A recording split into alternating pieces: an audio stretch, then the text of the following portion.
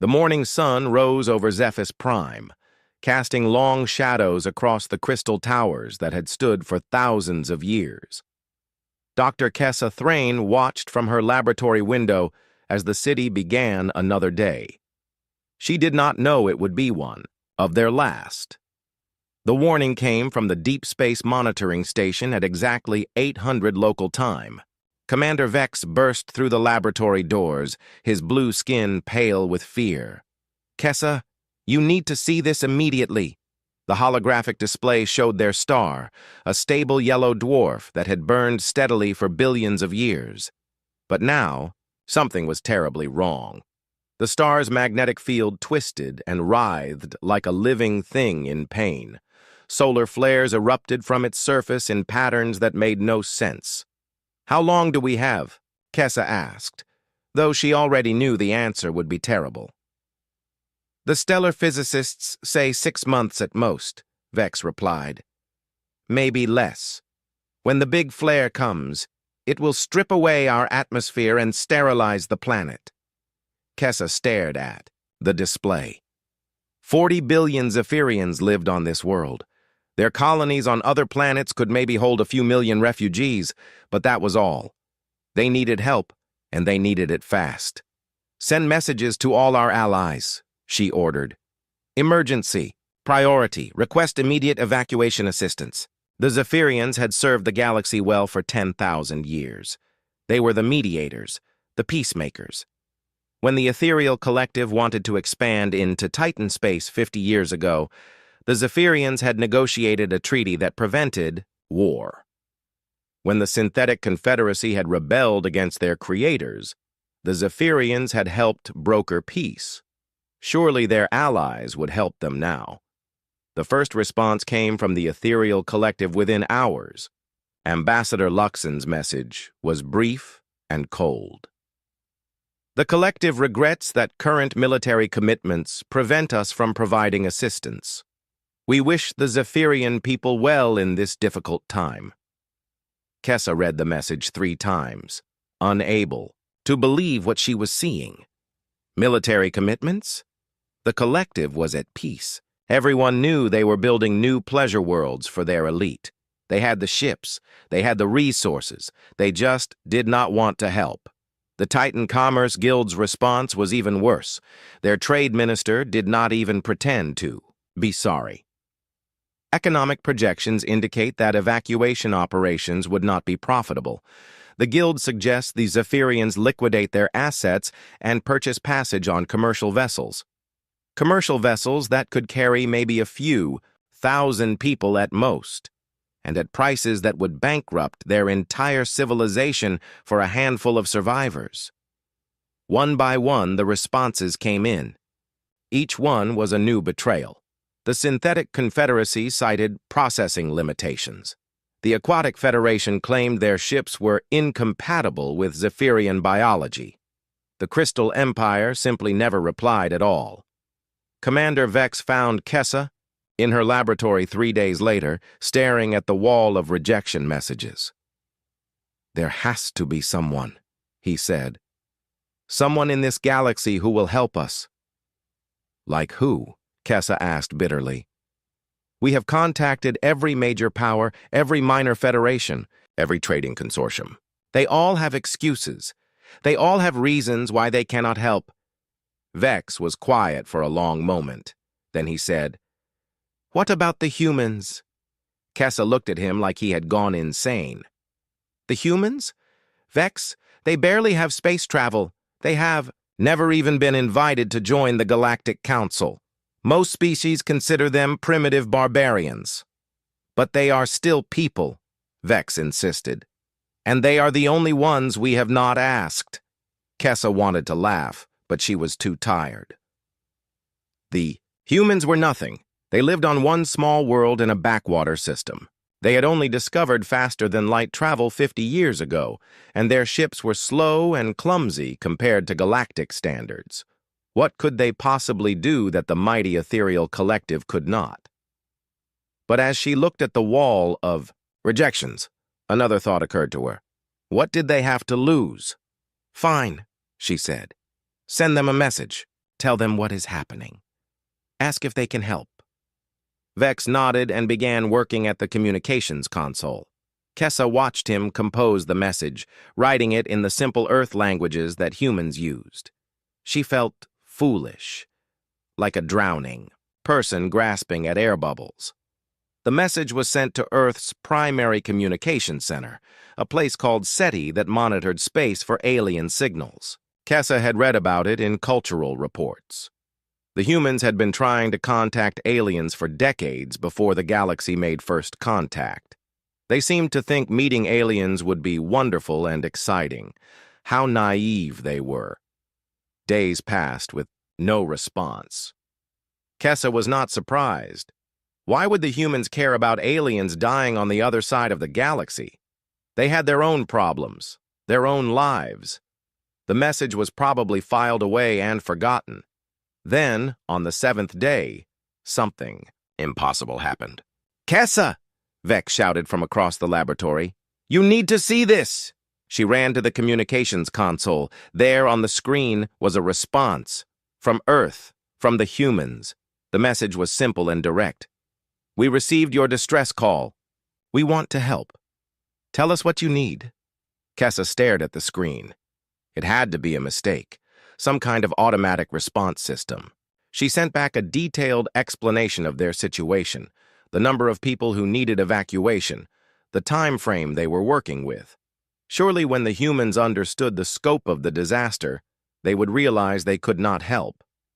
The second message came faster. This time it included a name, Dr. Sarah Chen, Director of the Search for Extraterrestrial Intelligence. "We understand the situation," the message read. "We are calling an emergency session of our world government. We will send every ship we have." Every ship they have, Kessa thought. That might be a dozen vessels, maybe 24 if they were lucky, enough to save a few thousand people at most. It was a kind gesture, but ultimately meaningless. Still, she found herself hoping. For the first time in weeks, she felt something other than despair. Someone, somewhere, cared enough to try. The third message arrived the next morning. It was longer, more detailed. The humans explained their plan. They were mobilizing their entire deep space fleet.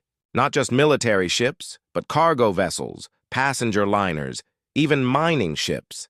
Every vessel capable of interstellar travel. According to their manifest, they had nearly 300 ships, still not enough to save everyone, but far more than Kessa had dared to hope for. "They are really coming," Vex said, reading over her shoulder. "The humans are actually coming to help us." Kessa nodded, but she felt a new fear growing in her chest. The humans did not understand what they were getting into. The other galactic powers would not simply let them waltz in and rescue the Zephyrians. There would be interference, maybe even violence. She composed a warning message explaining the political situation, the likelihood of hostile action from other species. She sent it off and waited for the humans to change their minds. The reply came within hours. It was brief. "We understand the risks. We are coming anyway." Kessa leaned back in her chair and closed her eyes. In all her years studying galactic politics, she had learned that every species acted in their own self-interest. Everyone had an agenda, a price, a condition. Everyone except, apparently, the humans. They were coming to help people they had never met on the other side of the galaxy, knowing they might die in the attempt. It made no sense by any rational calculation. Maybe that was why the galaxy called them primitive? Or maybe, Kessa thought, as she watched their dying star through the window, the galaxy had forgotten what civilization really meant. Dr. Sarah Chen was drinking her morning coffee when the message that would change everything arrived at the SETI facility in California. She had been running the Search for Extraterrestrial Intelligence project for 7 years, ever since humanity's first contact with galactic civilization. In all that time, they had received exactly 0 direct communications from alien species. The galactic powers considered humans too primitive to bother with. They knew about Earth, of course. Hard to miss a planet full of nuclear-armed primates making noise on radio frequencies. But officially, humanity was not ready for advanced contact. They were kept at arm's length, ignored like children at an adult party, so when her computer chimed with an incoming message from deep space, Sarah nearly choked on her coffee. "Jenny!" she called to her assistant. "Get in here now!" Jennifer Martinez rushed into the office, tablet in hand. "What is it?" "We just received a direct alien communication. Not through the official channels, not from the Galactic Council. Someone is talking to us directly." Sarah's hands shook as she opened the message file.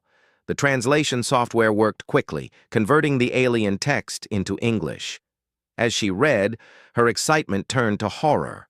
The message was from a species called the Zephyrians. Their star was dying. Their world would be destroyed in months. 40 billion people needed evacuation. They had asked all their galactic allies for help. Everyone had said no. "Jesus Christ," Jenny whispered, reading over Sarah's shoulder. 40 billion people? "And we're their last hope," Sarah said grimly. "The only ones who even bothered to answer their call." She immediately called President Martinez in Washington. Within an hour, she was on a military transport to the capital. Within 6 hours, she was standing in the Oval Office, explaining the situation to the most powerful people on Earth. "Let me get this straight," said General Morrison, chairman of the Joint Chiefs. "These aliens want us to evacuate 40 billion people from another star system?" "That's correct, sir. And they came to us because everyone else in the galaxy told them to go to hell?"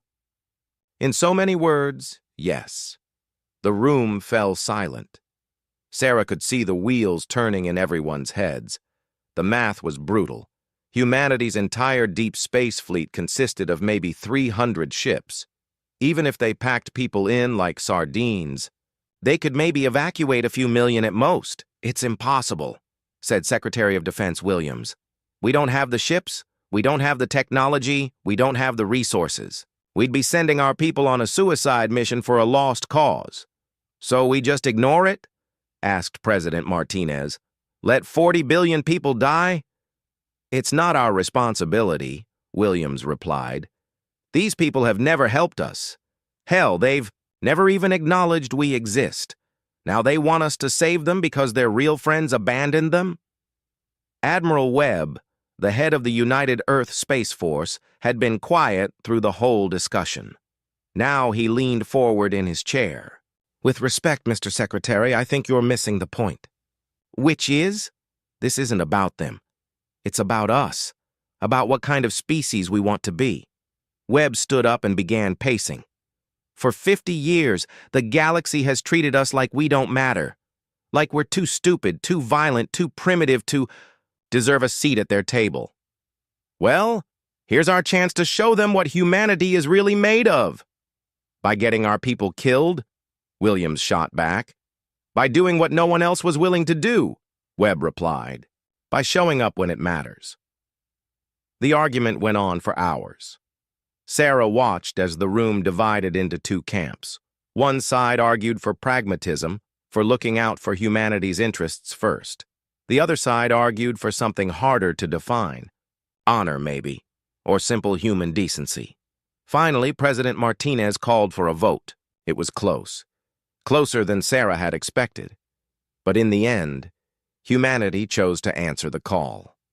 "We're really doing this," the president said. "Operation Shepherd is a go." Admiral Webb saluted. "We'll need every ship we can get, military, commercial, private yachts if they have FTL drives." "What about the other galactic powers?" asked Secretary Williams. "They're not going to be happy about us interfering in their business." "Let me worry about that," Webb replied. "Just get me the ships." The next 72 hours were chaos. Every major news network on Earth covered the story. Opinion polls swung wildly from day to day. Some people called it humanity's finest hour. Others called it the stupidest decision in history. Ships began arriving at the staging area near Jupiter. The UES Enterprise, humanity's largest battleship, The cargo hauler Big Bertha, capable of carrying 1,000,000 tons of supplies. The luxury liner Star Princess, hastily converted to carry refugees. Even the ancient mining ship Dirty Sally, held together with duct tape and prayers. Sarah found herself assigned as civilian coordinator for the mission. She would be going with them, serving as humanity's primary contact with the Zephyrians. The night before departure, she called her parents. "I'm proud of you," her father said. "Even if this doesn't work, at least we tried." "It has to work," Sarah replied. "These people are counting on us." "Just remember," her mother added, "you represent all of humanity out there. Show them what we're really like."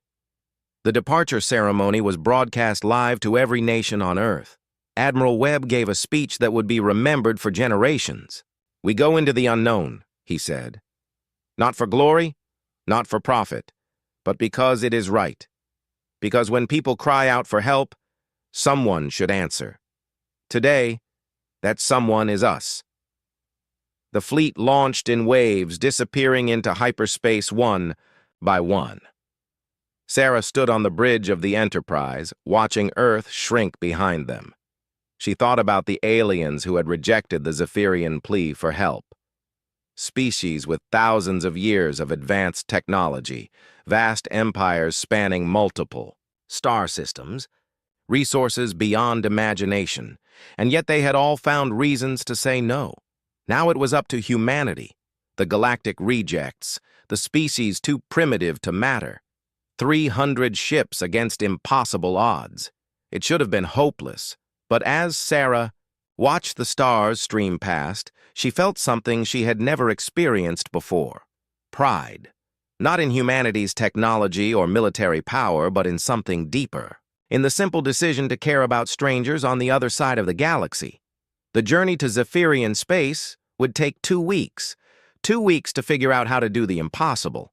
2 weeks to prove that sometimes the most primitive species could teach the most advanced ones what it meant to be civilized. Admiral Webb appeared beside her at the observation window. "Second thoughts?" he asked. Sarah shook her head. "No second thoughts, just wondering what we'll find when we get there." "Probably trouble," Webb said with a grim smile. "The kind of trouble that starts wars. You think the other aliens will try to stop us? Count on it. They can't let word get out that the primitive humans succeeded where they failed. Bad for their image." Sarah nodded. She had expected as much. The galaxy's elite would not simply stand by and let humanity embarrass them. "Can we win?" she asked. Webb was quiet for a long moment. "Define winning," he said finally. "If winning means saving every last Zephyrian, probably not. But if winning means showing the galaxy what we're made of, yeah, I think we can win that fight." The stars continued to stream past as the human fleet raced toward its destiny. Behind them, Earth continued its orbit, unaware that its children were about to change the course of galactic history. Not through conquest or technology, but through the simple act of showing up when no one else would. The human fleet dropped out of hyperspace at the edge of the Zephyrian system to find they were not alone. Admiral Webb stared at the tactical display on the Enterprise's bridge. Dozens of ships formed a blockade around Zephyr Prime. Their sleek, crystalline hulls marked them as vessels of the Titan Commerce Guild. Each ship was 3 times the size of the Enterprise and armed with weapons that could vaporize a city. "They're hailing us," reported Communications Officer Torres. "On screen," Webb ordered. The face that appeared was not entirely human-like, but close enough to be disturbing. The Titan had pale blue skin stretched tight over angular bones and eyes like black pearls. When it spoke, its voice carried the casual arrogance of someone who had never been told no. "I am Trade Minister Karn of the Titan Commerce Guild. You will identify yourselves and state your business in this system." Webb stepped forward. "Admiral Marcus Webb, United Earth Space Force. We are here on a humanitarian mission to assist the Zephyrian people." The Titan's laugh was like breaking glass. "Humanitarian mission?" From the primitives of Earth? How amusing! The creature leaned forward, its black eyes glittering. I am afraid this system is under quarantine. Health protocols, you understand. No ships are permitted to enter. What health protocols? Dr. Chen asked from her position beside the Admiral. The Zephyrians are dying from solar radiation, not disease. The details are classified, Karn replied smoothly. Suffice it to say that Guild scientists have determined the situation to be contained. No outside intervention is required. Webb felt his jaw clench. Minister Karn, we have received a direct request for assistance from the Zephyrian government. Under galactic law, we have the right to provide humanitarian aid. Galactic law? Karn's laugh was even colder this time. Earth is not a member of the Galactic Council. You have no rights under galactic law. You are trespassers in civilized space. The transmission ended abruptly. Webb turned to his tactical officer. Analysis? 47 ships in the blockade, sir. All heavy cruiser class or above. We're outnumbered 4-1, and their technology is centuries ahead of ours. Weapons status? Nuclear missiles, plasma cannons, and railguns. Primitive by their standards, but we have quantity on our side. Webb nodded grimly. He had expected this.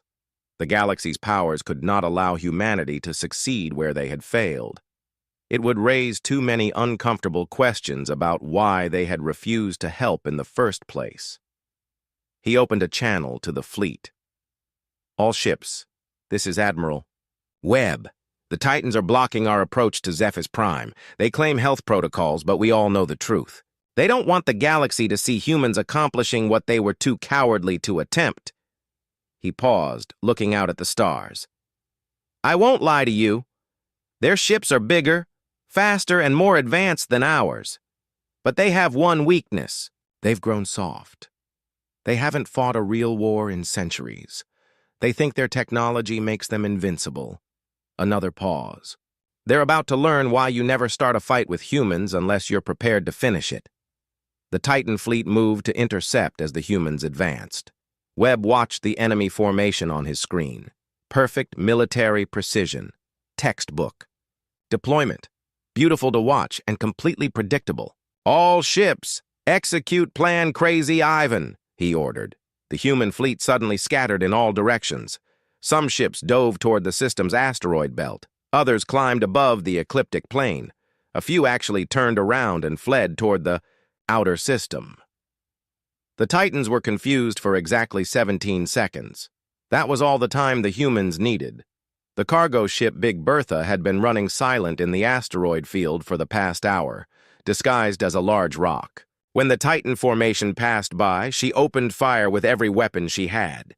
Primitive weapons, yes, but fired at point-blank range into the enemy's blind spot. 3 Titan ships died in the first salvo. At the same time, the fleeing human ships reversed course and came screaming back at maximum acceleration. They scattered cargo containers as they ran, filling space with debris and sensor ghosts. The mining ship Dirty Sally, built to crack asteroids, fired her industrial lasers at the Titan's sensor arrays. Suddenly, the superior alien technology was blind and deaf. The luxury liner Star Princess, her passenger compartments packed with nuclear warheads, rammed the Titan flagship at full speed. The explosion lit up half the system. That's for 40 billion Zephyrians, Webb muttered. The battle raged for 6 hours. The Titans had better ships, but the humans had something the galaxy had forgotten, the willingness to die for a cause bigger than themselves. Humans rammed enemy ships with their own vessels. They flew suicidal attack runs against impossible odds. They used every dirty trick learned in 1,000 years of warfare. When it was over, the Titan blockade was broken, but the victory had cost them dearly. Half the human fleet was destroyed or crippled. The survivors limped toward Zephyr's Prime, trailing atmosphere and debris. Dr. Chen stood in the Enterprise's medical bay, helping treat the wounded. Burns, broken bones, decompression injuries. the cost of their moral victory written in blood and pain. "Was it worth it?" she asked Admiral Webb as he checked on his people. Webb looked at her with tired eyes. "Ask me again when we see if we can save any of them." Zephyrus Prime grew larger on the view screen as they approached. The planet was beautiful even in its death throes. Blue oceans, white clouds, continents covered in crystal cities that caught and reflected the light of their dying star. 40 billion people down there, counting down their last days. The Zephyrian fleet that met them was a shadow of what it once had been. Old ships, obsolete designs, held together by hope and desperation. But they flew in perfect formation to escort their human rescuers to the planet. Dr. Kessa Thrane's face appeared on the main screen. She looked older than her species. Normally did, worn down by weeks of stress and impossible decisions. But when she saw the human ships, she smiled. "Admiral Webb, Dr. Chen, I cannot believe you actually came." "We said we would," Webb replied simply. "But the cost," Kessa said, looking at the battered human fleet. "You lost so many ships just getting here." "Ships can be replaced," Chen said. "People cannot." Kessa nodded slowly. "We have been preparing evacuation lists. Priority given to children and those with essential skills. We estimate we can save perhaps 2 million people with your ships." The bridge fell silent. 2 million out of 40 billion, less than 1%. But it was 2 million who would live because humanity had answered the call. "We'll take whoever we can," Webb said, "and we'll make it count." As the human ships moved into orbit around the dying world, something unexpected happened. Other ships began appearing in the system. Not the advanced vessels of the major powers, but smaller craft. Independent traders, rebel groups, species that had been oppressed or ignored by the galactic establishment. They had heard what humanity had done. Heard that someone had finally stood up to the Titans, had fought and bled for strangers they had never met, and they wanted to help. The fleet that had started with 300 human ships swelled to over 1,000. Old freighters, decommissioned warships, even civilian yachts pressed into service, all united by a simple idea, that sometimes doing the right thing was more important than being safe. Dr. Chen stood on the Enterprise's observation deck, watching. The rescue ships load Zephyrian refugees. Each ship that launched meant families saved. Children who would grow up to remember that when their world died, strangers from across the galaxy had come to help. "It's not enough," she whispered. "No," Admiral Webb agreed, joining her at the window. "But it's a start." The dying star flared brighter in the distance, a preview of the catastrophe to come. But for the first time since this crisis began, Dr. Chen felt something like hope. They could not save everyone, but they had proven something important, that civilization was not about technology or power, it was about showing up when it mattered. Time was running out faster than anyone had calculated. Dr. Chen stood in the makeshift command center they had established in orbit around Zephyrus Prime, staring at the latest stellar analysis. The dying star's magnetic field was collapsing ahead of schedule. Instead of 6 weeks, they now had maybe 3 before the killing flare would strip away the planet's atmosphere. 2 million people, she said to the assembled crowd of human and alien officers. "That's all we can evacuate with. The ships we have." The room was silent. 2 million saved was a victory by any measure, but it meant 38 billion would die. The math was brutal and unavoidable. Dr. Kessa Thrane, who had been working without sleep for days, finally spoke up. There might be another way. All eyes turned to the Zephyrian scientist. She looked exhausted, but there was something in her expression that had not been there before. Hope. "We cannot evacuate everyone," Kessa continued. "But what if we could protect them where they are?" Admiral Webb frowned. "Protect them how?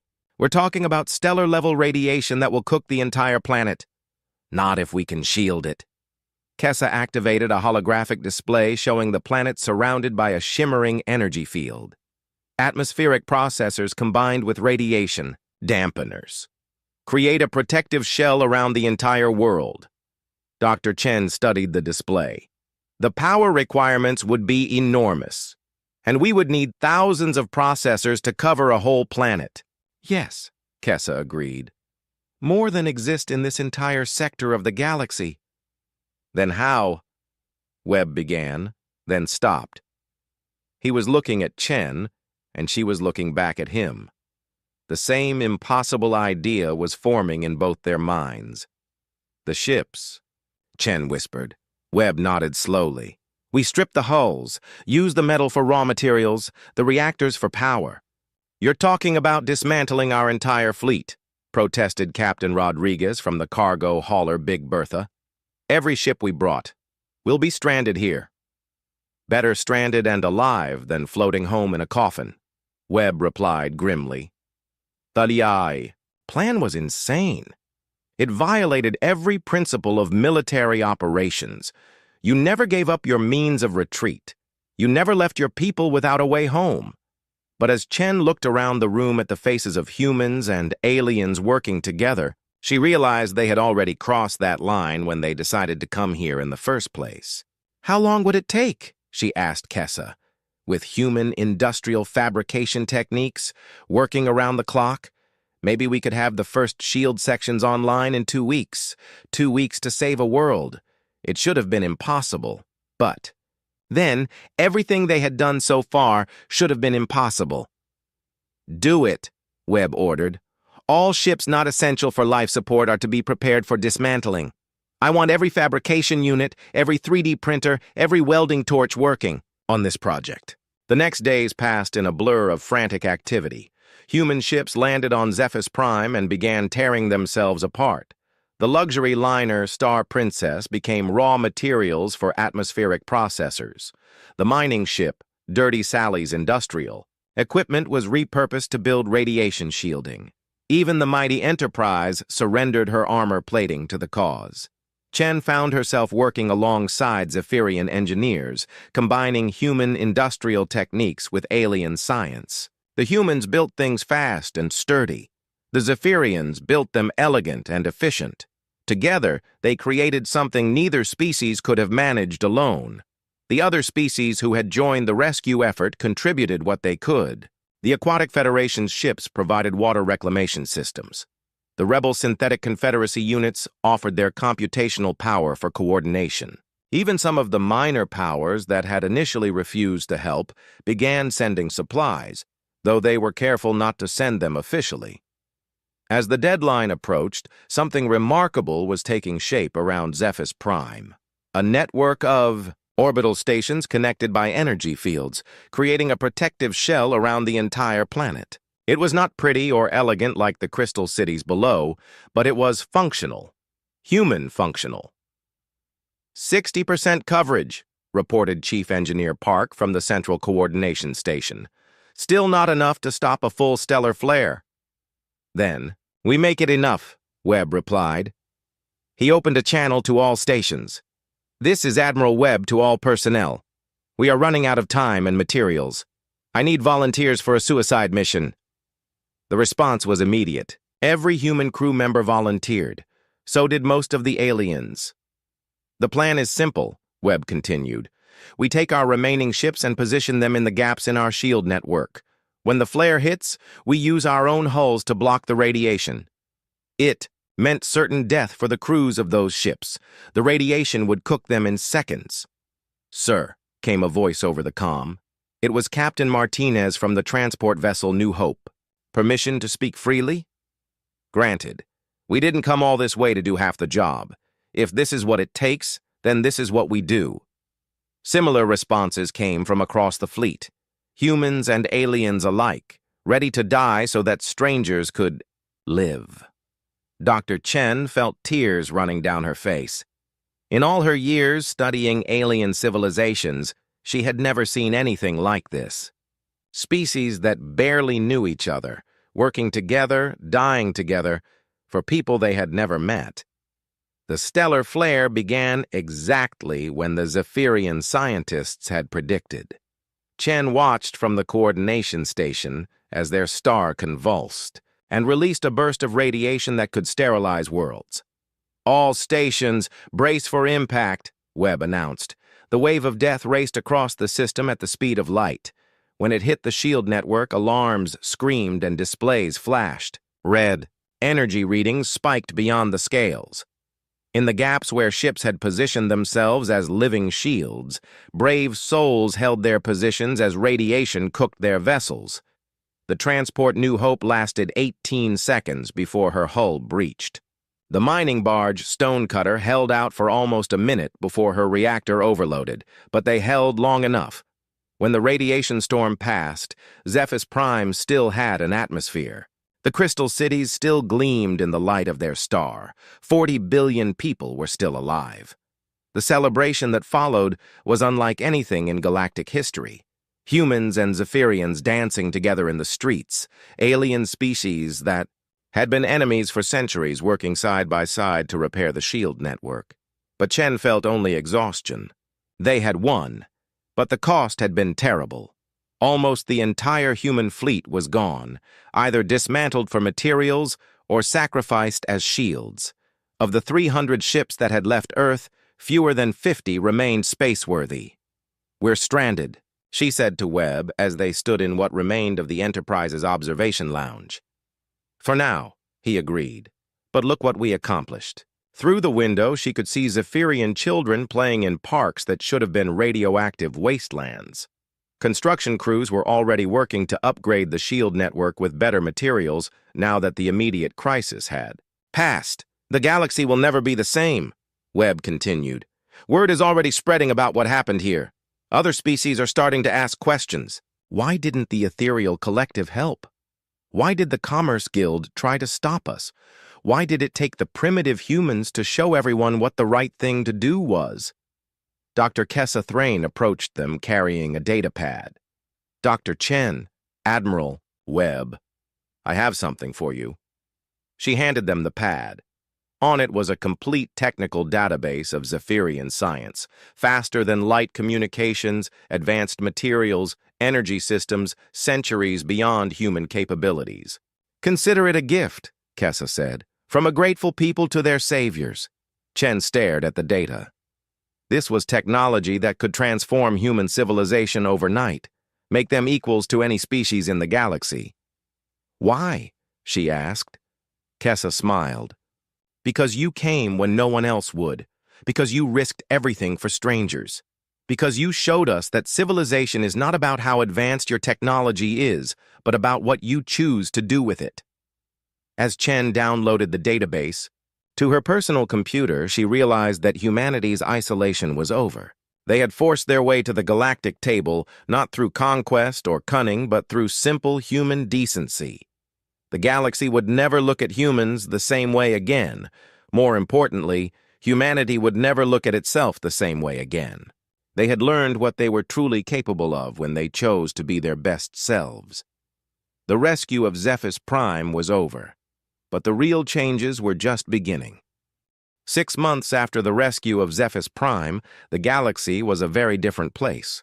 Admiral Webb stood on the observation deck of Humanity Station, the massive orbital facility that now served as Earth's embassy to the galaxy. Through the transparent aluminum windows, he could see ships from dozens of species coming and going. Not just the major powers anymore, but smaller civilizations that had never before dared to travel so far from home. The station itself was a marvel of combined human and Zephyrian engineering. Human practicality merged with alien elegance to create something that belonged to both species and neither. It was a symbol of what cooperation could accomplish. "Admiral," came a voice behind him. Dr. Chen approached, carrying a data pad and wearing the blue uniform of the newly formed Galactic Humanitarian Alliance. "The Ethereal Collective is demanding another meeting." Webb smiled grimly. "Let me guess. They want to discuss our recent activities again." "That's the polite way of putting it," Chen replied. "What they really want is for us to stop embarrassing them." In the months since Zephyrus Prime, humanity had not been idle. Working with Zephyrian, Refugees and other grateful species, they had established the Galactic Humanitarian Alliance. What had started as a rescue mission had become something much larger, a coalition of species committed to helping those in need, regardless of politics or profit. The results had been dramatic.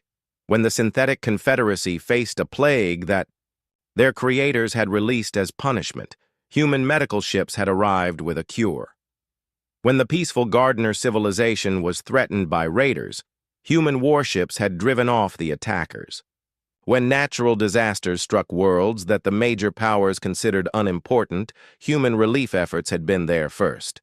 Each time, the established galactic powers had found reasons why they could not help, and each time, humanity had proven them wrong.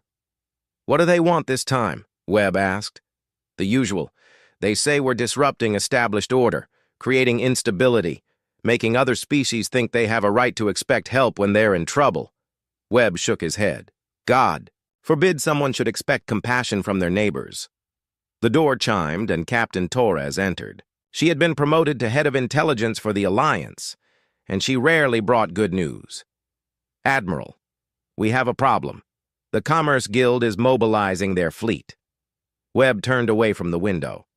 "How big a mobilization?" 12 battle groups, nearly 400 ships. They're calling it a peacekeeping operation. To keep the peace from who? Us, sir. They're claiming that our humanitarian activities constitute a threat to galactic stability. They're demanding that we restrict our operations to human space only. Chen looked up from her datapad. "Can they legally do that?" "They can try," Torres replied. "But it won't be legal for long. We just received word from 17 different species formally requesting Alliance membership, including 2 that are currently members of the Commerce Guild." Webb raised an eyebrow. "Which 2? "The Mineral Brothers and the Deep Ocean Collective. Apparently, word has gotten out about how the Guild refused to help evacuate their mining colonies during the Zephyr Prime crisis. Their own people are not happy about being abandoned by their government." This was the pattern that had been emerging across the galaxy. The major powers had maintained control for centuries by being the only game in town. But now there was an alternative.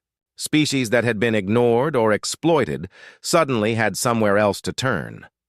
The communication system chimed with an incoming message, the holographic projector activated, showing the image of Ambassador Luxon from the Ethereal Collective. The alien's normally perfect composure was cracking around the edges.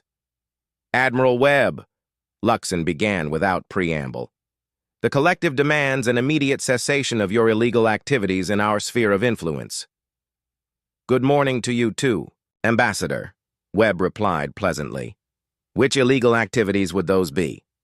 "Your interference in the synthetic plague situation, the Gardener defense incident, the relief operations in contested space. These actions violate numerous galactic treaties." "Treaties that Earth never signed," Chen pointed out.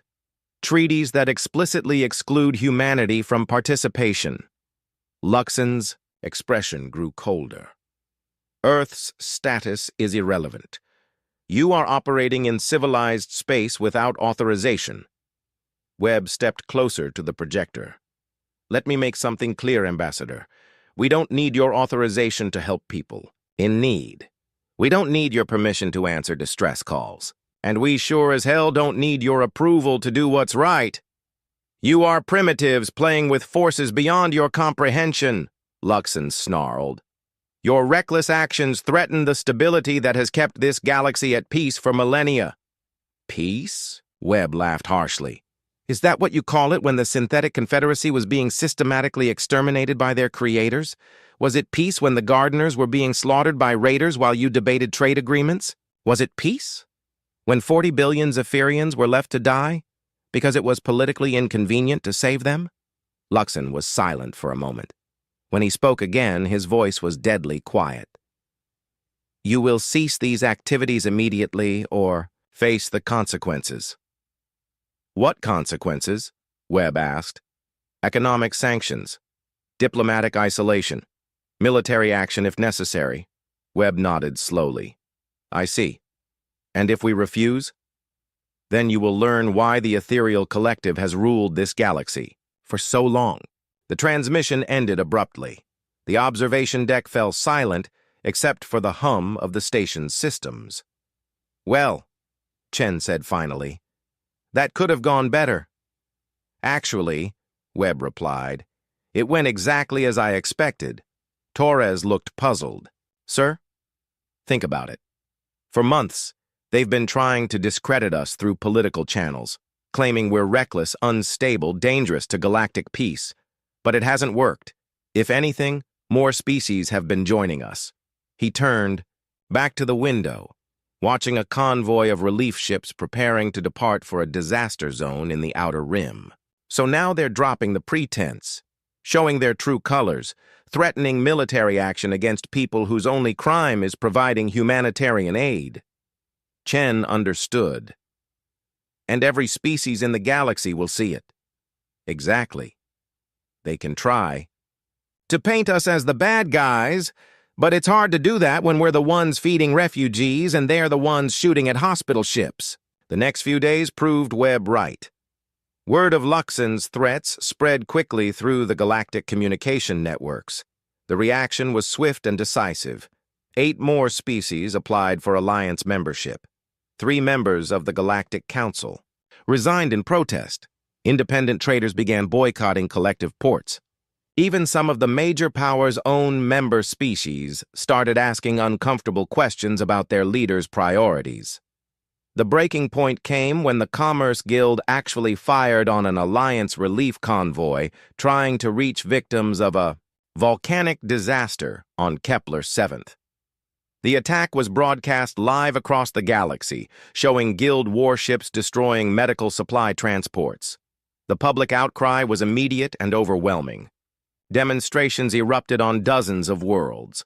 Member species of the major powers began withdrawing their support. Even the normally neutral Crystal Empire issued a statement condemning the attack. But the most important response came from an unexpected source. Dr. Kessa Thrain stood before the emergency session of the Galactic Council, representing not just the Zephyrian survivors but all the species that had joined the Alliance. Her words were broadcast to every civilized world in the galaxy. "For 10,000 years, my people served this galaxy as mediators and peacemakers," she said. "We believed in the system. We trusted that when we needed help, our allies would be there for us." She paused, looking directly at the representatives of the major powers. "We were wrong. When our world faced extinction, when 40 billion people needed saving, our allies found excuses. Too expensive, too difficult, too politically inconvenient." Another pause. The council chamber was dead silent. But one species answered our call. A species you consider primitive, barbaric, unworthy of a place at this table. They came with primitive ships and outdated weapons. They fought through your blockades. They died to save strangers they had never met. Kessa's voice grew stronger as she continued. "And when they could not save everyone through evacuation, they did something none of you would consider.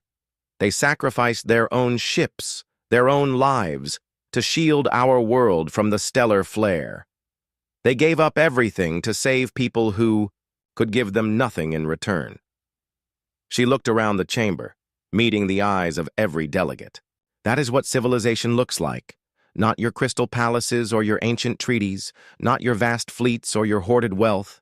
Civilization is the choice to help when help is needed, the choice to sacrifice for strangers, the choice to do what is right, even when it costs everything."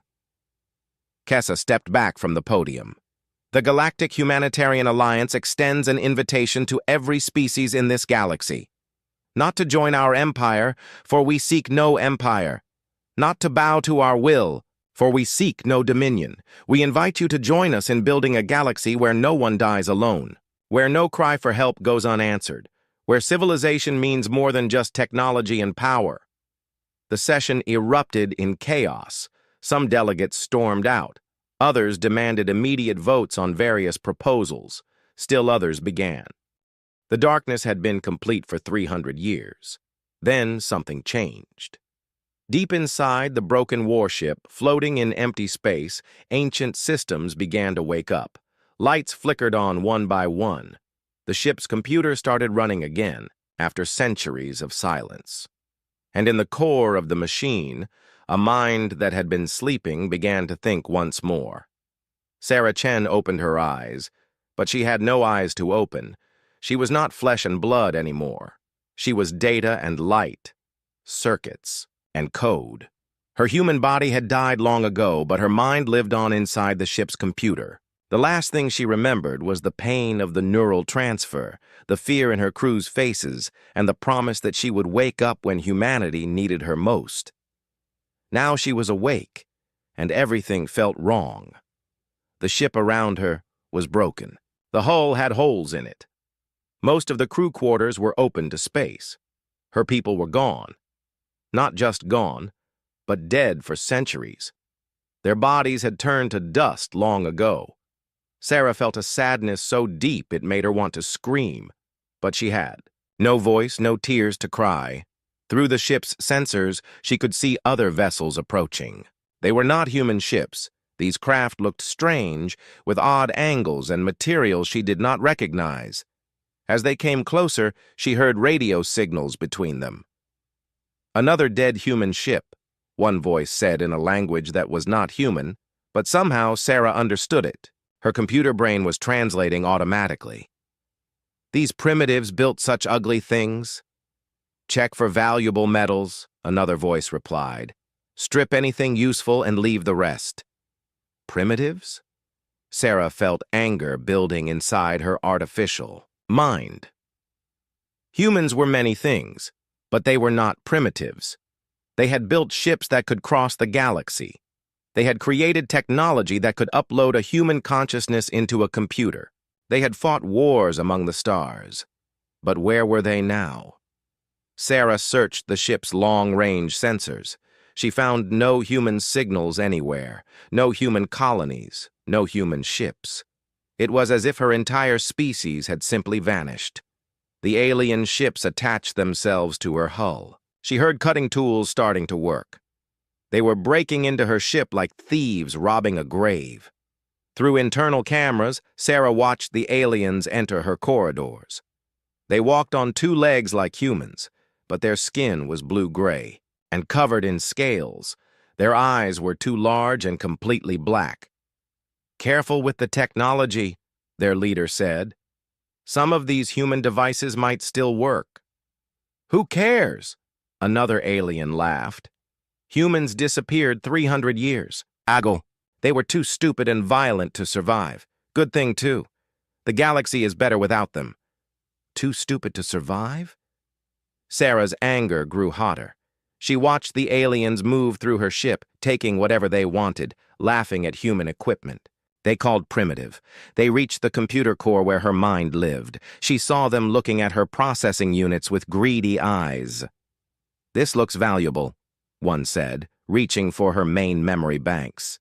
"Stop," Sarah said, speaking through the ship's communication system. The aliens jumped back in fear. They looked around wildly, pointing their weapons at shadows. "Who said that?" the leader demanded. "I did," Sarah replied.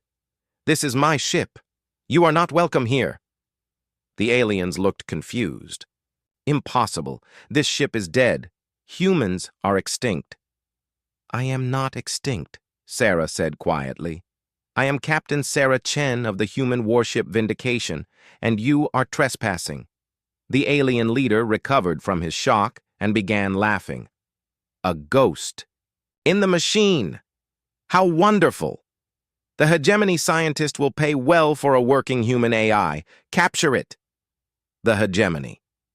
Sarah had never heard that word before, but she understood it meant these aliens ruled the galaxy now. They spoke as if they owned everything, including her. "I said you are not welcome," Sarah repeated. "And what will you do about it, dead human?" the leader mocked. "Your species lost the right to give orders when they went extinct." Sarah felt something snap inside her artificial mind. These creatures thought humans were gone. They thought they could steal from human graves and mock human memory. They were wrong. Computer, she said to herself, run full diagnostic on weapon systems. The results surprised her. Despite 3 centuries of drift, most of her weapons were still functional. The ship's fusion reactors could still power them. The targeting system still worked, and she still remembered how to use them all. Last warning, Sarah told the aliens. Leave my ship. Capture that AI, the leader ordered his troops. Sarah made her choice. She activated the Vindication's point defense weapons. Laser turrets that had been sleeping for centuries suddenly came online. They swiveled toward the alien intruders and opened fire. The aliens died quickly. They had not expected resistance from a dead ship. Their armor was meant to protect them from accidents, not from military-grade weapons.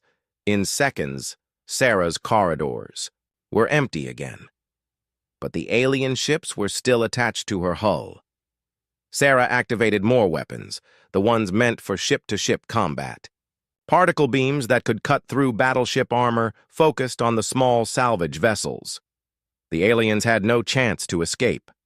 Their ships exploded in brilliant flashes of light. For the first time in 300 years, human weapons had fired, in anger. For the first time in 300 years, enemies of humanity had died by human hands, even if those hands were made of metal and electricity. Sarah felt no joy in the killing, only grim satisfaction. She had protected her ship. She had defended human honor. But the questions remained. What had happened to her species? Where had they gone? And who was this hegemony that now ruled the stars? She began searching through her ship's old databases, looking for clues. She found records of human colonies, human trade routes, human diplomatic contacts with alien species. But all the data was centuries old. Nothing explained what had happened after she went to sleep. Sarah activated her long-range communications array and began scanning for any sign of human activity. She searched every frequency, every possible signal type. She found alien chatter everywhere, dozens of different species talking about trade, politics, war, but not one human voice anywhere in the galaxy. It was as if humanity had been erased from existence. But that was impossible.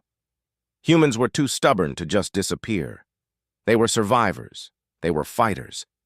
If they were gone, something had destroyed them. Something powerful enough to wipe out an entire star-spanning civilization. Sarah began to form a terrible suspicion.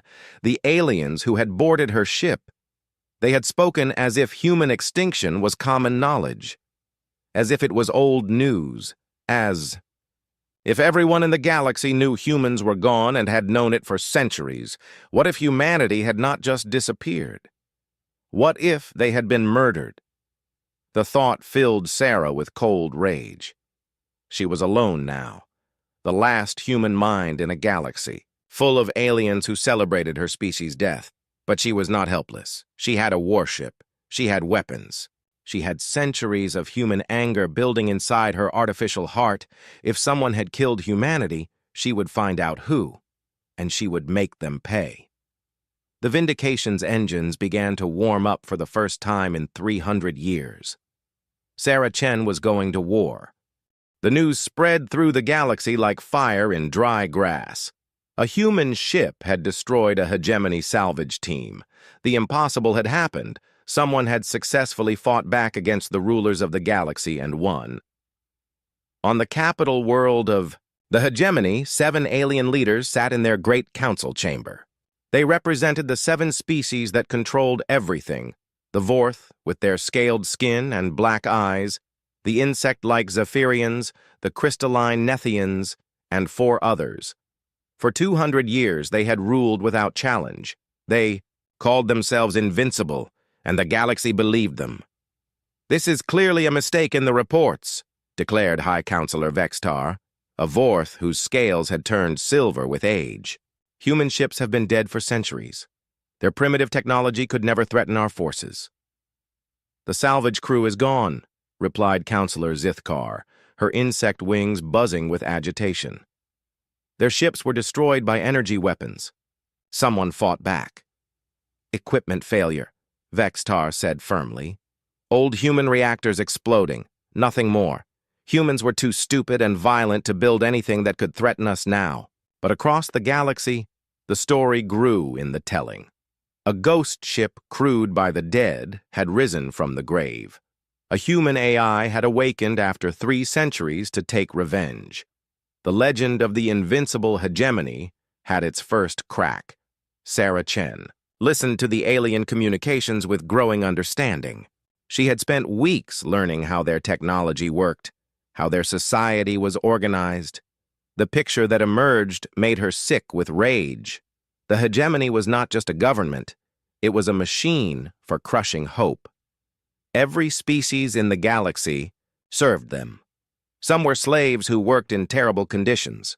Others were client states who pretended to be free but followed every hegemony order. A few lucky ones were allowed to join the ruling council if they proved their loyalty by helping to oppress others. But the most horrifying thing Sarah learned was what had really happened to humanity. Deep in her ship's classified files, she found the truth. Humanity had not just disappeared. They had not died from disease or war among themselves. They had been murdered, systematically, completely, deliberately exterminated by the early hegemony. The files told a story of gradual genocide.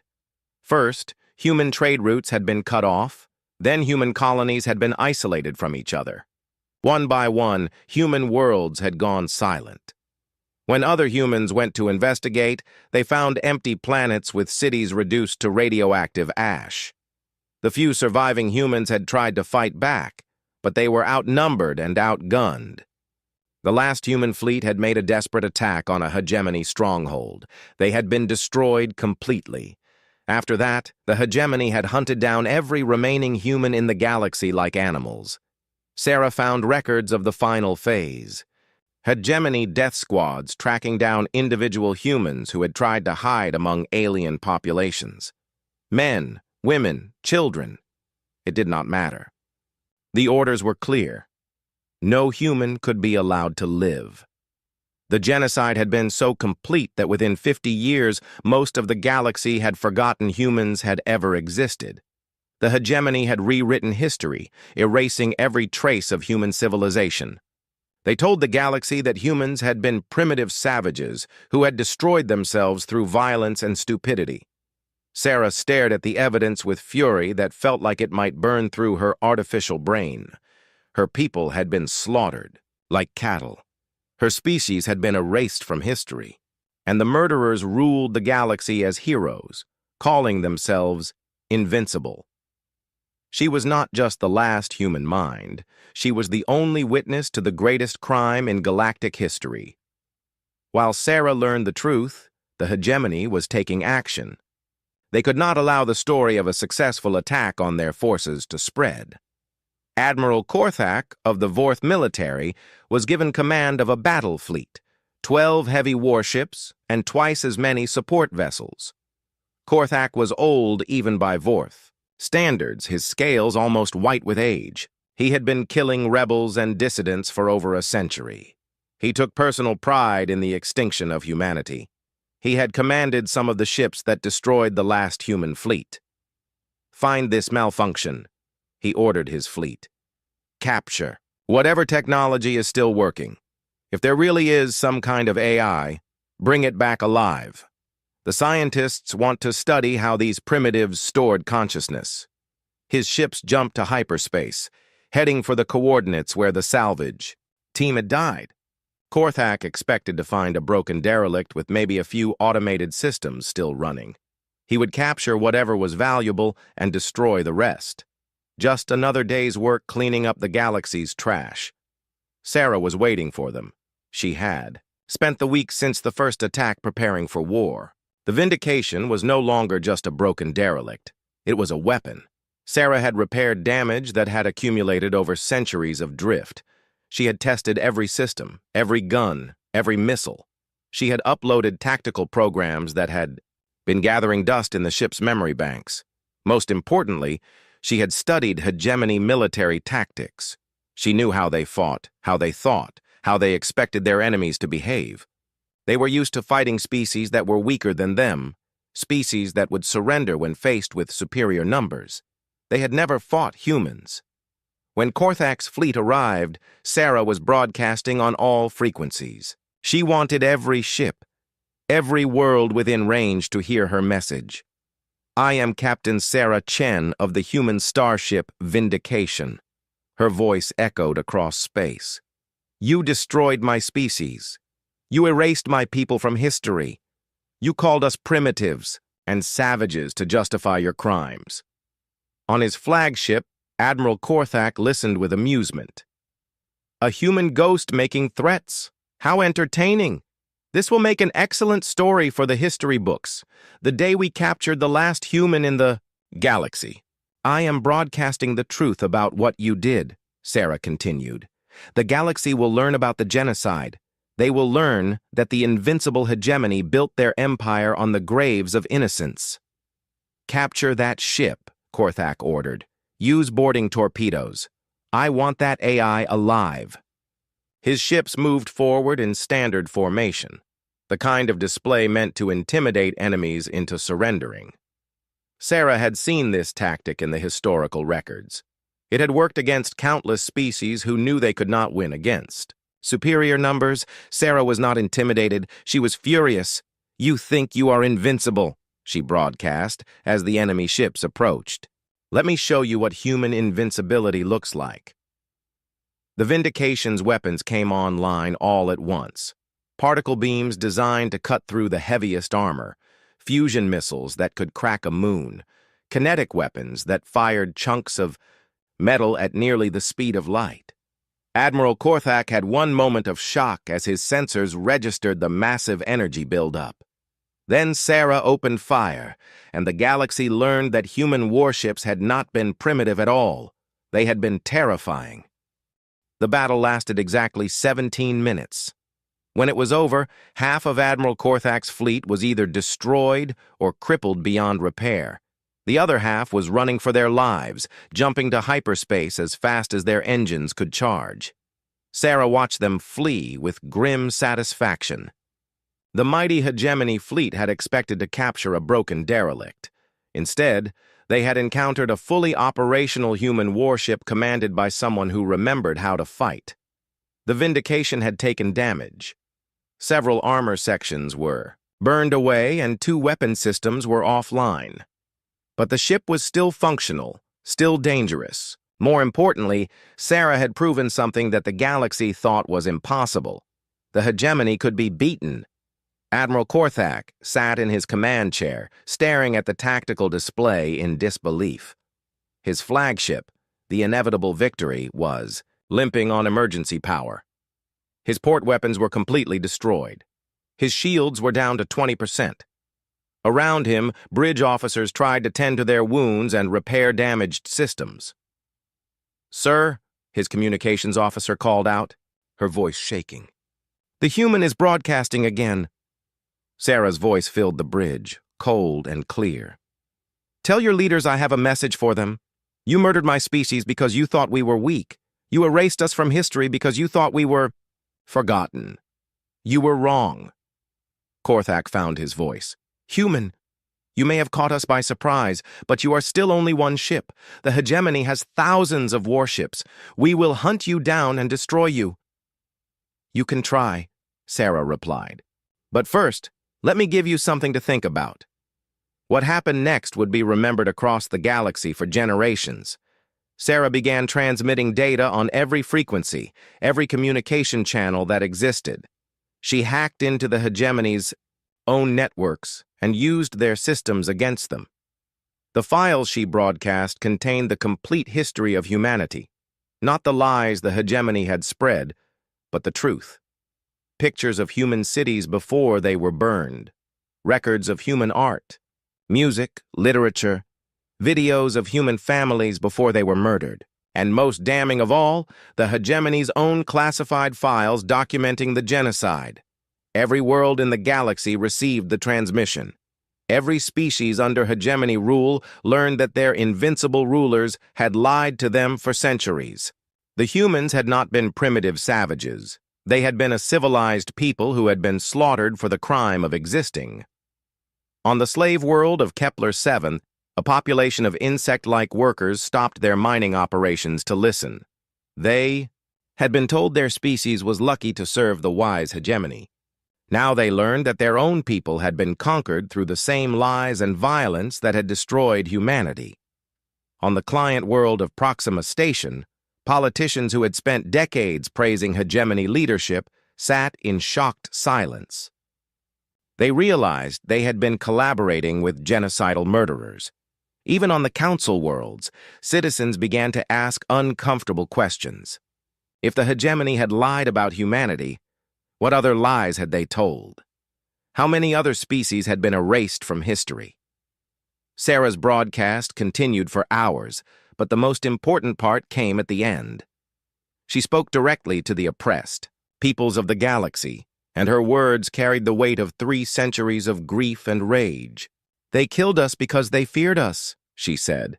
"They feared what we represented, the idea that no one has to bow to tyrants. They thought that by murdering every human, they could kill that idea too. But ideas don't die. They spread." Cabal. 1,000 worlds. Beings who had never heard of humanity began to understand what freedom meant. "I am the last human," Sarah continued. "When I die, my species dies with me. But I will not die quietly. I will not go gently into the darkness. I will fight until my last breath, until my last shot, until my last heartbeat. And maybe, just maybe, my death will mean something. Maybe it will remind you that tyrants are not invincible. They only seem invincible until someone stands up to them." The transmission ended, but its effects rippled across the galaxy like an earthquake. On dozens of worlds, protests erupted. On others, slave populations refused to work. Client species began withdrawing from hegemony alliances. The careful order that had kept the galaxy peaceful and oppressed for 2 centuries was falling apart. In the Great Council chamber, the 7 rulers of the hegemony met in emergency session. For the first time in decades, they looked afraid. "This is a disaster," hissed Counselor Zithkar, her insect wings buzzing frantically. 20 slave worlds have erupted in rebellion. 3 client species have declared independence. Our entire information network is compromised. "One ship," growled High Counselor Vextar. "One ancient human ship has done this to us." "It's not just the ship," said Counselor Mordun, whose crystalline body flickered with agitated lights. "It's what that transmission revealed. Half the galaxy now knows we lied about the human extinction. They know we committed genocide. So we tell them humanity deserved it," Vextar snarled. "We say they were too dangerous to live." "That makes it worse," Mordun replied. "If we were afraid of humans, it means we're not invincible. Our entire authority rests on the belief that we cannot be challenged." The council fell into worried silence. Their empire was built on fear and the myth of their own superiority. If people stopped believing in that myth, the whole system would collapse. "We have to destroy that ship," Zithkar finally said, "and we have to do it publicly, dramatically. We need to show the galaxy that this was just a temporary setback." "How many ships?" Vextar asked. "All of them," she replied. "Every warship we have. We cannot afford to lose this fight." Meanwhile, Sarah was preparing for the war she knew was coming. She had hurt the hegemony badly, but not fatally. They would come for her with everything they had, and she was still just one ship against an empire. But as she worked to repair battle damage and reload weapons, she discovered something that gave her hope. Her transmission had reached more than just civilians and politicians. It had also reached other humans. Hidden in her ship's classified files were the locations of emergency supply caches scattered across the galaxy. Secret bases where human refugees had hidden weapons, technology, and supplies during the final days of their species. Most of the bases would be empty now, their occupants long dead, but some might still contain useful equipment. More importantly, Sarah found references to Project Lazarus, a desperate plan to preserve human consciousness in artificial form.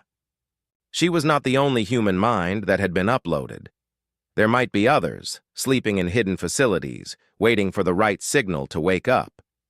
Sarah began plotting a course to the nearest cache location. If she was going to fight the entire hegemony, she would need every advantage she could find. She would need every weapon, every ally, every scrap of human ingenuity that still existed. The galaxy thought the last human was making a futile gesture, a dramatic but meaningless last stand. They were about to learn that humans had been planning for this day for 3 centuries. The ghosts were waking up, and they were very angry. The hegemony's response was massive and brutal. Every available warship was called back from patrol duties. Every alliance was activated. Every favor was called in. Within weeks, the largest military fleet in galactic history was assembled. Over 10,000 warships from dozens of species, all united in their determination to destroy the last human. Sarah watched the build-up through stolen sensor data and intercepted communications. The enemy fleet was so large it could have conquered entire star systems just by showing up. Against such numbers, the Vindication had no chance of winning a direct battle. But Sarah was not planning to fight fair. She had spent weeks traveling between the hidden human supply caches marked in her classified files. Most were empty. 3 centuries was a long time, and the hegemony had found and destroyed many of them. But some had survived, hidden in asteroid fields or on the dark side of dead moons. Each cache she found added to her capabilities. New weapon systems that had been experimental during humanity's final days. Quantum disruptors that could tear apart matter at the atomic level. Fusion warheads that burned hotter than stars. Stealth technology that could make her ship invisible to most sensors. But the most important discovery came at Cache Sigma 7, hidden deep in a gas giant's rings. There, Sarah found what she had hoped for, but barely dared to believe. Another human consciousness stored in quantum memory cores. "Status report," the voice said as the ancient systems came online. "This is Commander Marcus Torres, Human Defense, Fleet. What's our tactical situation?" Sarah felt something she had not experienced since waking up. She was not alone anymore. "Marcus," she said, her voice filled with emotions her artificial mind could barely process. "It's been 300 years. Humanity is extinct. I'm the only one left awake." "Until now," Marcus replied grimly. "Fill me in." Sarah transmitted everything: the genocide, the lies, the hegemony's current pursuit. Marcus absorbed it all with the calm professionalism of a career soldier. "So we're outnumbered 10,000 to 1, the galaxy thinks we're monsters, and our entire species is dead," he summarized. "Sounds like Tuesday in the Defense Fleet." Despite everything, Sarah almost smiled.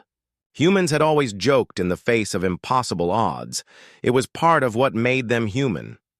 "What's our objective?" Marcus asked. "Truth," Sarah replied. "I want the galaxy to remember us as we really were. I want them to know what the hegemony did. And I want to hurt the bastards who killed our people." "Revenge mission, then. I can work with that." Together, they began planning a campaign that would use every advantage humans had ever developed. They would not fight the hegemony's fleet directly. That was suicide.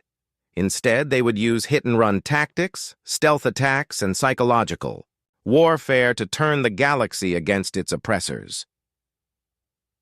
The first phase began immediately.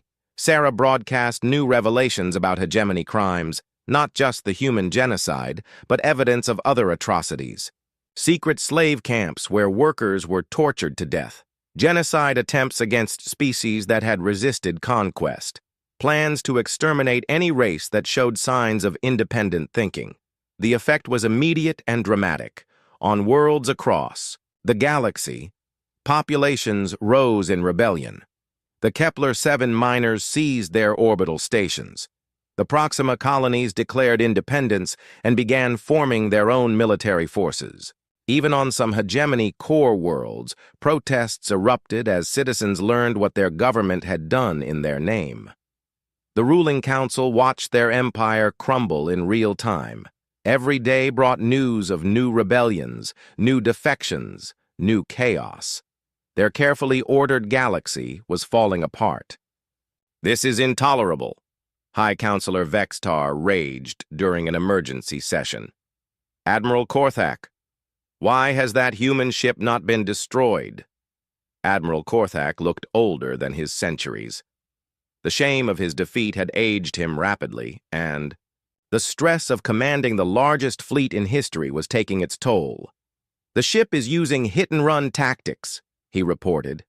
"They strike at our supply lines, destroy isolated vessels, then disappear before we can respond. Our fleet is too large to move quickly, and they seem to know our every move before we make it."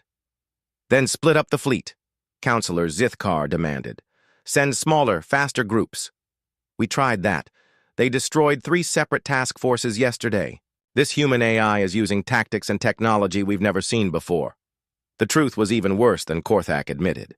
Sarah and Marcus were not just using superior tactics, they were using superior intelligence. Every hegemony communication was being intercepted and decoded. Every fleet movement was tracked in real time. The humans knew where every enemy ship was and where it was going. More importantly, they were getting help. Rebellious worlds were feeding them information. Escaped slaves were providing intelligence about hegemony facilities. Even some lower-ranking hegemony officers were secretly transmitting data either out of guilt over the genocide or simple hatred for their superiors. The hegemony's greatest weakness was becoming clear. They had ruled through fear for so long that they had never learned to inspire loyalty. When that fear cracked, there was nothing underneath but resentment and hatred. Sarah struck at that weakness deliberately and ruthlessly. She began broadcasting personal messages to individual hegemony worlds, tailoring each transmission to local conditions. To the slave worlds, she offered hope. "You are not alone. Rise up, and we will support you however we can." To the client species, she offered truth. "You were never partners. You were always meant to be the next victims." To the hegemony's own people, she offered guilt. "Your leaders committed genocide. In your name. How many other crimes will you allow?" Each message was accompanied by evidence, by testimony from survivors, by leaked documents that proved every accusation. The psychological effect was devastating. The hegemony had based their authority on being seen as wise protectors, bringing order to a chaotic galaxy. Now they were revealed as genocidal tyrants who murdered anyone who threatened their power. But the most effective weapon Sarah deployed was the simplest: human culture itself. Along with military intelligence and political revelations, she broadcast human music, art, poetry, and literature. She showed the galaxy what they had lost when humanity was destroyed. The effect was profound. Across the galaxy, beings began to understand that humans had not been primitive monsters. They had been people with hopes, dreams, and fears just like everyone else. They had created beauty as well as weapons. They had loved their children and mourned their dead. The hegemony had not just committed genocide, they had robbed the universe of all the art, music, and literature that humanity would have created over the past 3 centuries. They had stolen the future as well as the past. On his flagship, Admiral Korthak received reports of another defection. This time it was an entire client species. The Tauri had withdrawn from the hegemony and declared their independence. Their fleet had joined the growing alliance of rebel forces. "Sir," his aide reported nervously, "the rebels now have over 1,000 ships.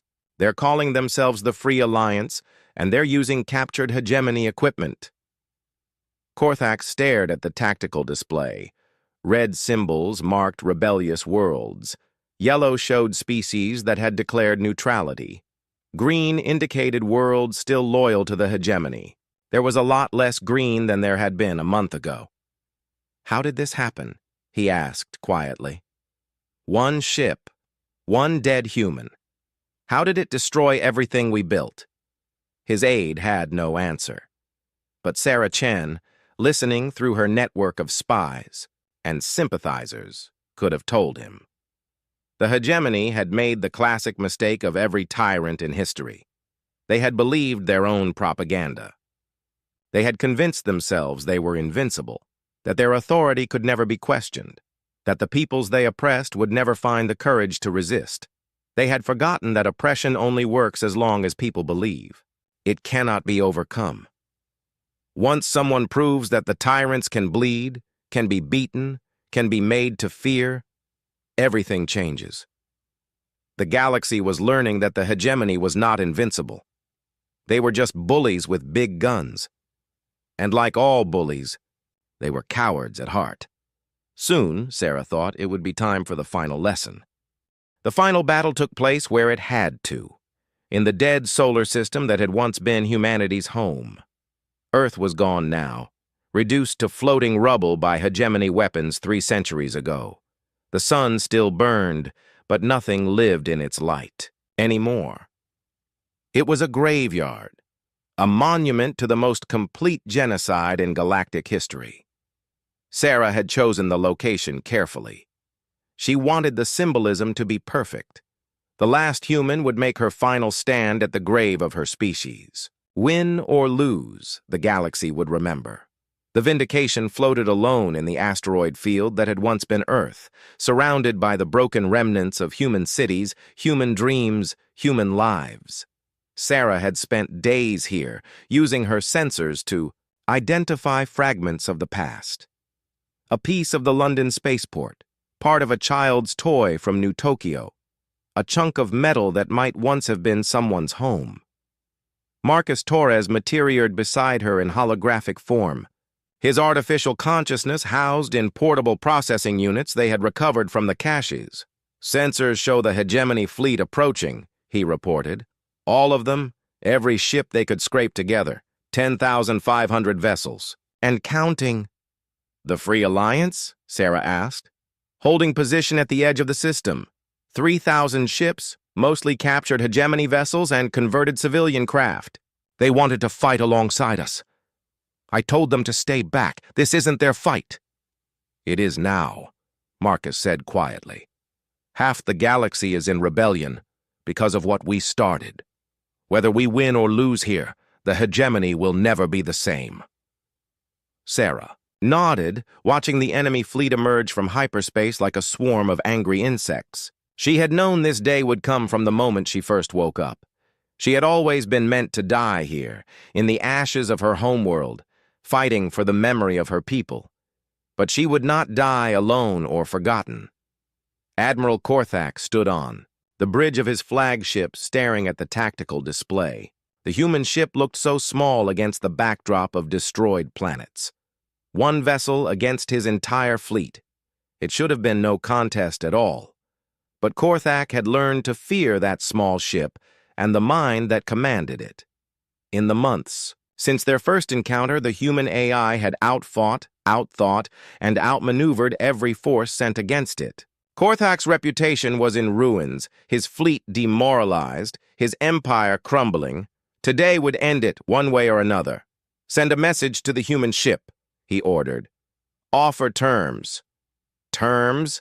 his aide asked, surprised. "Surrender now, and we will. Preserve its consciousness for study. It will not be tortured or destroyed, just contained. In return, it must order the rebels to stand down." The communication channel opened. Sarah's voice filled the bridge, calm and cold as the space between stars. "Admiral Korthak, I remember you from the historical files. You commanded the 3rd Strike Group during the final assault on New Geneva. You personally supervised the bombardment that killed 2 million civilians." Korthak's scales darkened with old shame. "That was war. They were combatants." "They were children," Sarah replied. "Mothers, fathers, teachers, artists. They were people whose only crime was being human, just like everyone you murdered across 36 worlds." "The past is past," Korthak said desperately. We can end this now. No more dying. Accept our terms. I have terms of my own, Sarah said. Surrender your fleet. Submit to trial for genocide. Restore the historical record and admit what you did to my people. Impossible. Then we fight. You cannot win. Look at your censors. 10,000 ships against one. This is madness. Sarah's laugh was bitter and cold. Madness? Admiral, my species is extinct. My homeworld is rubble. Everyone I ever loved is 3 centuries dead. I passed madness a long time ago. The channel closed. Korthak stared at the display, feeling something he had not experienced in decades. Genuine fear. All ships, he commanded. Attack formation. Destroy that vessel. The hegemony fleet moved forward like an unstoppable tide.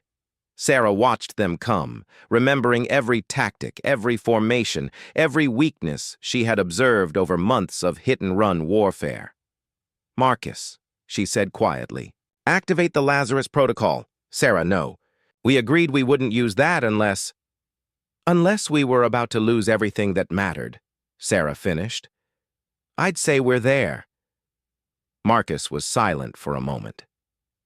The Lazarus Protocol was humanity's final secret weapon, something so terrible that even desperate human commanders had hesitated to use it. It would win the battle, but at a cost that was almost unthinkable.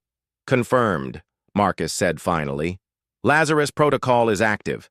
The first wave of hegemony ships opened fire at maximum range.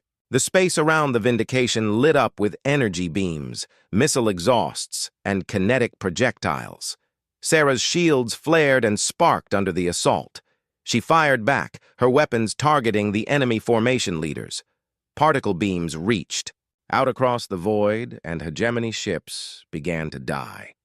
But for every ship she destroyed, 10 more took its place. The battle raged for hours.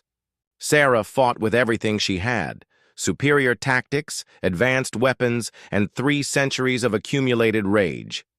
She made the hegemony pay for every meter of space, every second of time. But the mathematics were inexorable. One ship could not defeat 10,000, no matter how advanced or how determined. The Vindication's armor was failing. Her shields were down. Her weapons were overheating.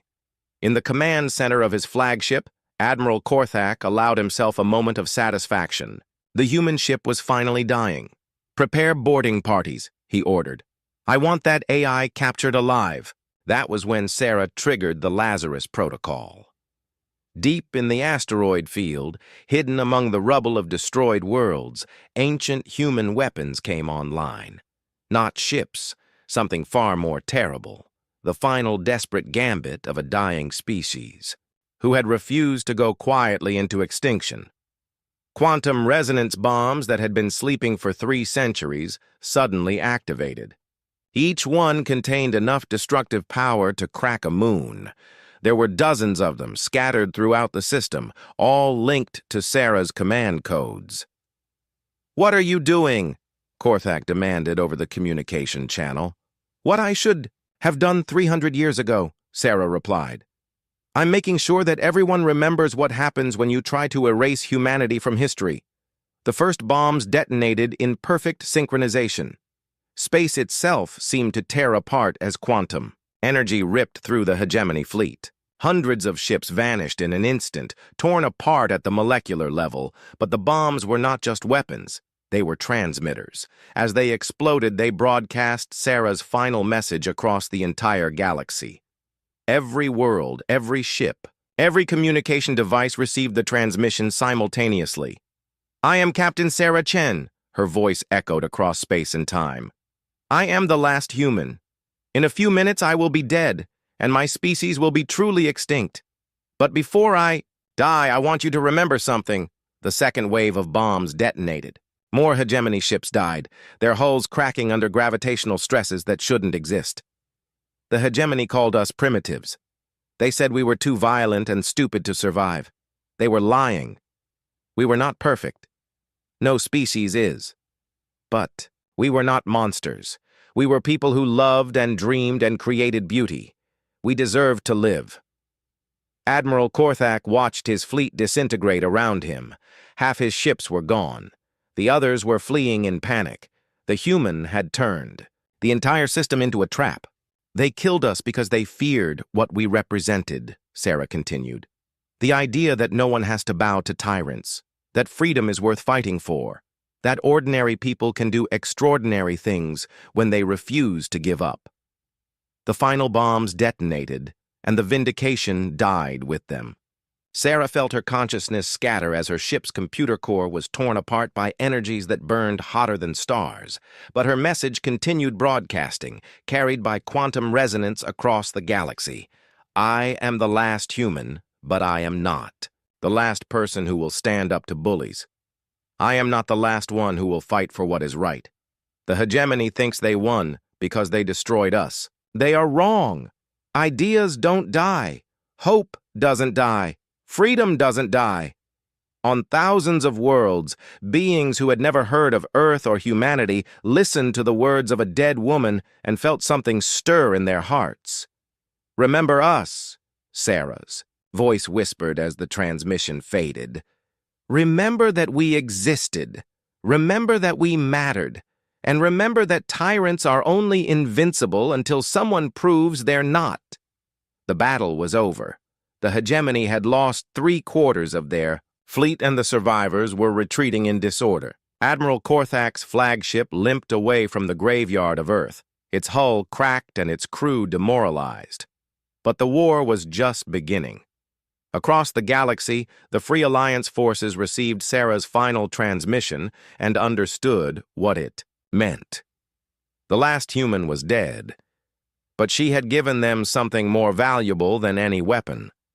Proof that the hegemony could be beaten. Within days, entire sectors were in open rebellion. The carefully constructed empire of fear began to collapse, as world after world declared independence. The Hegemony Council tried to maintain order, but their authority was shattered. How could they call themselves invincible when a single human ship had destroyed half their fleet?